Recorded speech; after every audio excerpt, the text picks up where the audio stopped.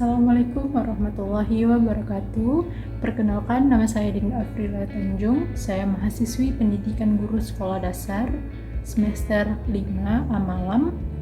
Di sini saya akan menjelaskan mengenai model pembelajaran untuk memenuhi mata kuliah pengembangan pendidikan IPS di kelas rendah dengan Ibu Karina Wanda SPD MPD sebagai dosen pengampu. Model pembelajaran adalah kerangka kerja yang memberikan gambaran sistematis untuk melaksanakan pembelajaran agar membantu belajar siswa dalam tujuan tertentu yang ingin dicapai.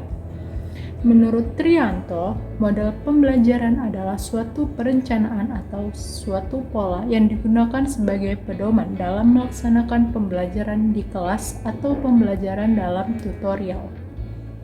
Model pembelajaran adalah kerangka konseptual yang melukiskan prosedur sistematis dalam mengorganisasikan sistem belajar untuk memenuhi atau mencapai tujuan belajar tertentu dan berfungsi sebagai pedoman bagi perancang pembelajaran dan para pengajar dalam merencanakan dan melaksanakan aktivitas pembelajaran. Itu menurut pendapat oleh Saifuddin dan Berdiat. Nah, dari berdasarkan beberapa pendapat para ahli, terlihat adanya kesamaan ciri khusus yang menyelubungi semua pengertian model pembelajaran. Ciri khusus tersebut adalah adanya pola atau rencana yang sistematis. Untuk memastikan kebenaran ciri tersebut, maka berikut ini adalah ciri-ciri dari model pembelajaran. Menurut Cardy dan Nur, model pembelajaran mempunyai 4 ciri khusus yang membedakan dengan strategi, model, atau prosedur. Ciri-ciri tersebut yang pertama yaitu model pembelajaran merupakan rasional, teoretik, logis yang disusun oleh para pencipta atau pengembangnya. Yang kedua, berupa landasan pemikiran mengenai apa dan bagaimana peserta didik akan belajar. Nah, yang ketiga, tingkah laku pembelajaran yang diperlukan agar model tersebut dapat dilaksanakan dengan berhasil dan lingkungan belajar yang diperlukan agar tujuan pembelajaran itu dapat tercapai. Fungsi model pembelajaran adalah pedoman dalam perencanaan hingga pelaksanaan pembelajaran.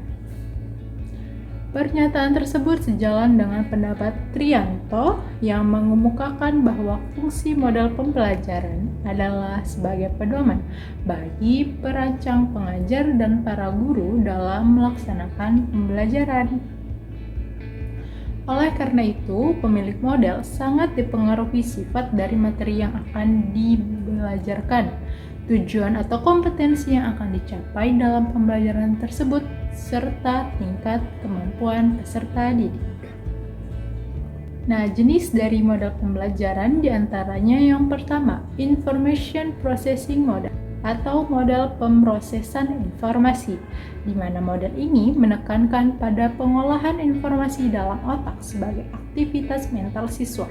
Nah, yang kedua ada Personal Model atau model pribadi. Sesuai dengan namanya, model mengajar dalam rumpun ini berorientasi kepada perkembangan dari individu.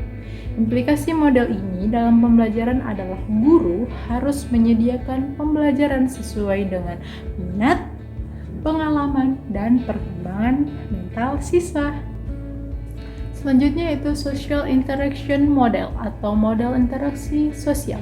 Rumpun model mengejar social interaction model menitik beratkan pada proses interaksi antar individu yang terjadi dalam kelompok.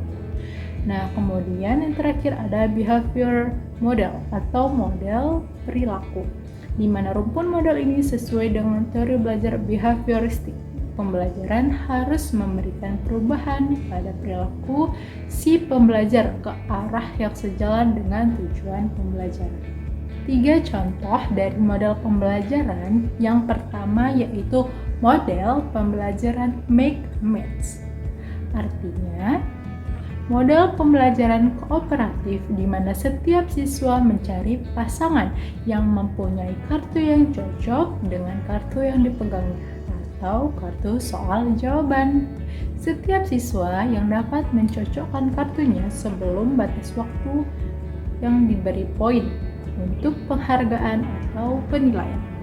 Tujuan dari model pembelajaran Make Match yang pertama yaitu melatih siswa dalam berkompetisi untuk memperoleh kesempatan bekerja sama secara tepat dengan siswa yang lain dalam mencari pasangan. Yang kedua berarti berpikir cepat melalui kegiatan membaca soal dalam kartu.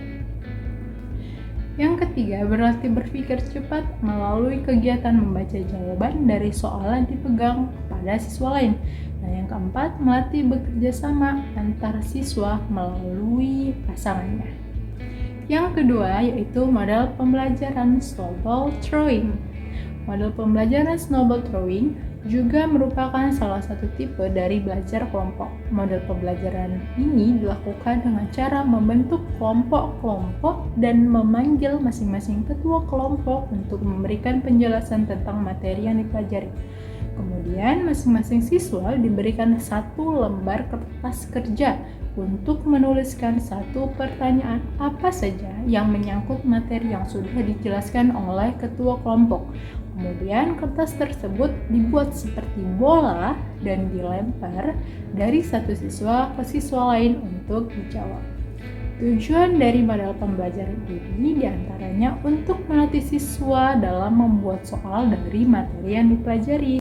Tujuan yang kedua yaitu untuk melatih siswa bertanggung jawab dengan menjawab soal yang dibuat teman sebayanya. Selanjutnya yang ketiga, model pembelajaran langsung. Model pembelajaran langsung tidak sama dengan model ceramah.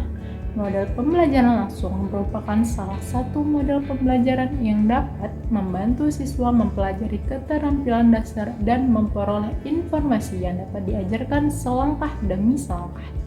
Model pembelajaran langsung adalah suatu model pembelajaran yang dirancang secara khusus untuk mengembangkan belajar tentang pengetahuan prosedural dan pengetahuan deklaratif yang terstruktur dengan baik dan dapat dipelajari selangkah demi selangkah.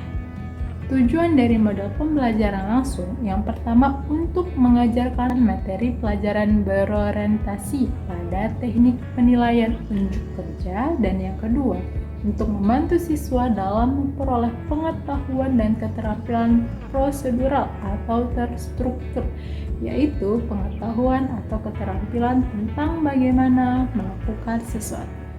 Di sini saya akan mengambil contoh dari model pembelajaran Make Image. Nah, langkah-langkahnya yang pertama, guru harus menyiapkan beberapa kartu yang berisi beberapa konsep atau topik yang cocok untuk sesi review. Sebaliknya, satu bagian kartu soal dan bagian lainnya adalah jawaban.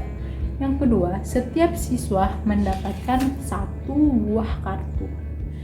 Kemudian, tiap siswa memikirkan jawaban atau soal dari kartu yang dipegangnya. Maka, setiap siswa mencari pasangan yang mempunyai kartu yang cocok dengan kartu jawabannya. Nah, setiap siswa yang dapat mencocokkan kartunya sebelum batas waktu, maka dia berhak mendapatkan poin atau nilai. Setelah satu babak kartu dikocok lagi agar setiap siswa mendapatkan kartu yang berbeda dari sebelumnya. Demikian seterusnya.